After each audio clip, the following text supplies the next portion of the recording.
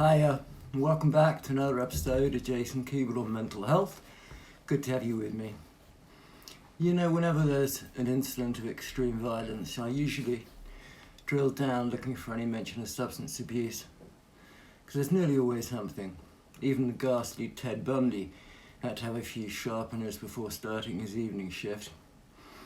But whether the protagonist is found to be pissed or high often doesn't even get a mention. However, research tells me that alcohol is ubiquitous. Crystal meth and or other amphetamines and crack are often present in violent crime. It's not surprising really, is it? But you know those crimes that appear to be motiveless?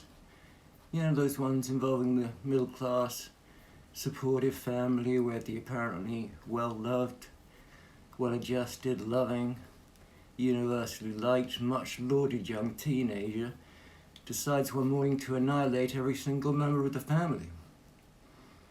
Nobody can understand it, at least all the neighbours and long-time friends of the family. Well, when I'm looking at this type of event, I know that invariably marijuana would have been involved. Often I see that the offender has appeared uncharacteristically withdrawn and anxious, recently quick to temper, missing classes, secretive and furtive. Often I see that to the shock of the friends and family, the individual concerned has started to smoke marijuana in secret and has experienced a psychotic event during which all members of the household, or perhaps the classroom, have been violently attacked and killed. Marijuana is known to cause anxiety and psychosis, particularly in young developing brains. It's been present in documented episodes of schizophrenia, paranoia and anxiety, leading to traffic accidents and road rage, street stabbings, classroom teacher and pupil deaths, not to mention the familial events. None of these experiences are available at Alton Towers or Euro Disney. There's a good reason why. Street marijuana today is way stronger than the grass smoked by much-loved characters of the past like Cheech and Chong or the Doobie Brothers or Bob Marley. It contains very high levels of THC, a psychoactive ingredient that gets you high, often contaminated with nicotines or benzodiazepines or even LSD. Back in the day when Bob and Cheech and Dylan, the permanently stoned rabbit from popular tea time program The Magic Roundabout, were puffing away on a bud of Sansamilia, grass and hash had a pretty soft reputation, right? Earned by the hippie generation's promotion of peace and love, but the marijuana available at the time was very weak compared to what is being circulated today, with THC levels regularly reaching 40%. Its reputation as a gateway drug didn't stop the majority of university students from experimenting with it, with no apparent adverse effects whatsoever. It was readily available on university campuses. And no big deal, right? Right, it's the soft drug, the acceptable drug. Everyone has had a puff or two in their youth, right? Hell, even presidents of the United States, right? Yeah, right. That benign reputation has been promulgated recently due to the explosion in medical marijuana products and clinics. These products have proved incredibly effective in treating anxiety and depression and nervous system conditions. Some clinical depressives, like myself, have also had life-changing positive results.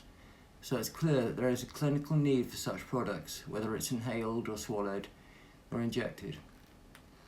They have proved to be and are incredibly beneficial for many people. And that's just the tip of the iceberg, which of course is wonderful news, and that makes me very happy.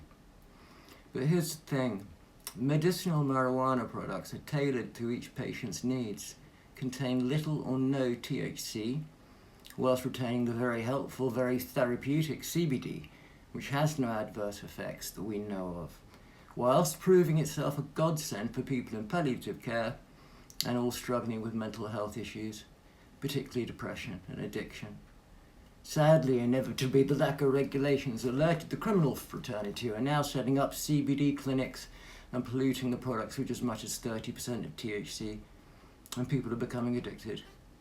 We need to be vigilant and use only CBD products from reputable companies It's very important to discuss this with your doctor. Above all, we must, wherever possible, teach our teenage children about the frighteningly real psychoactive effects of smoking street marijuana, because psychosis is not reversible. Yes, they both come from the same source, but they have very different properties and offer very different experiences. It's like comparing a Fiat Uno to a Ferrari. Both are cars and both are effectively produced by the same source, but what they do is as different as night and day. We're entering a time when there will be even more proliferation of CBD and THC products, and we must leave the THC to those who would seek to harm us under the old justifying adage, marijuana. Pretty harmless, dude, no? Everyone does it. No, it's the gateway drug, no?